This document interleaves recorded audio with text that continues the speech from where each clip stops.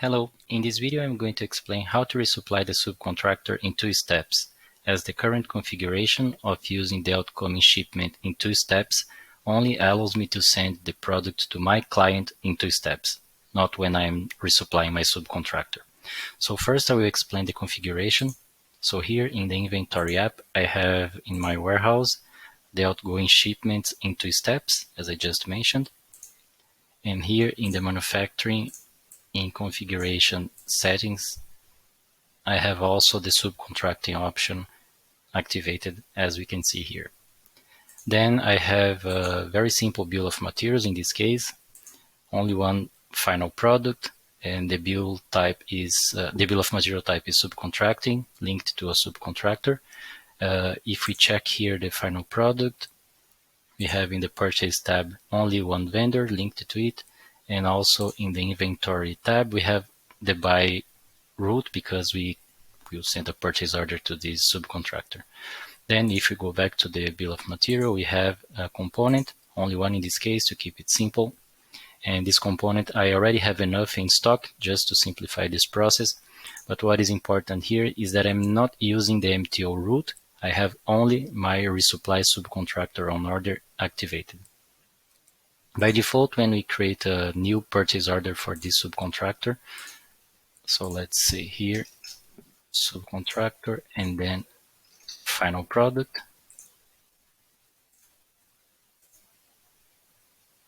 By confirming, when we go to the inventory app, we cannot see here the peak process being created. We have directly the delivery order.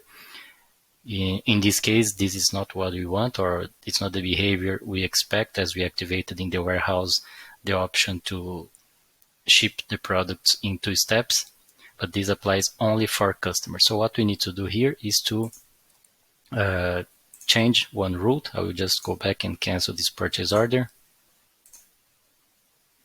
Then here in the inventory app is everything clean again.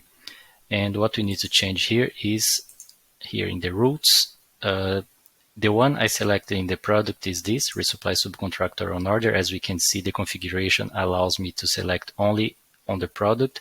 And this is saying basically that every time I need to produce my final product, so then I need my component to be used in the virtual location production, I create the need of my component in the subcontracting location. So this is the route that I linked to my product, but I don't need to change anything here. The one I will change is this. We can see that we have a second route called the resupply subcontractor.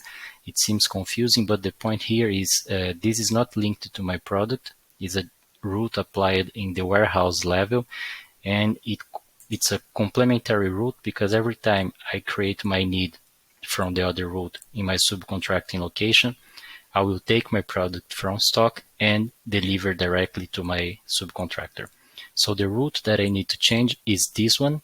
I will do something similar as I have here in the delivery in 2 steps. When I need to send it to my clients, when I sell something, I send first from stock to output, which is my picking. And then I have my second step, which is from output to the customer. And this is done by a delivery order. So I will do something similar. In that case, I will go here in the resupply subcontractor route. I will modify this first rule by just saying that instead of retrieving the product directly from stock, I will send from the output location. And this will trigger another rule.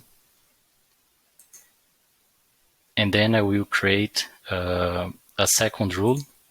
Let's call it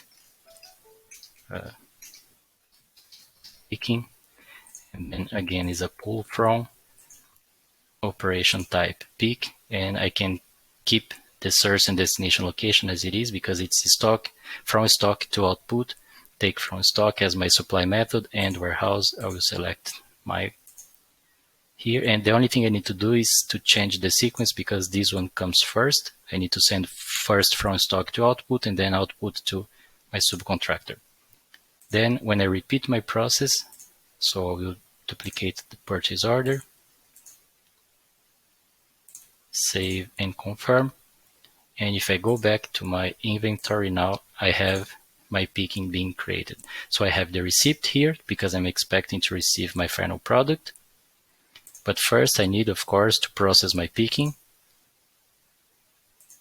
So I will send from stock to output. According to my availability, it's reserved. Then the picking is done. Now I'm good to process the delivery order. So as I have my product here in output, this document is already reserved. I just need to validate and send my component to my subcontractor.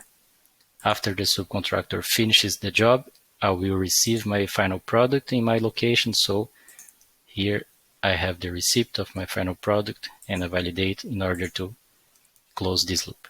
So I hope this explanation could be useful in your projects, and thanks for watching this video.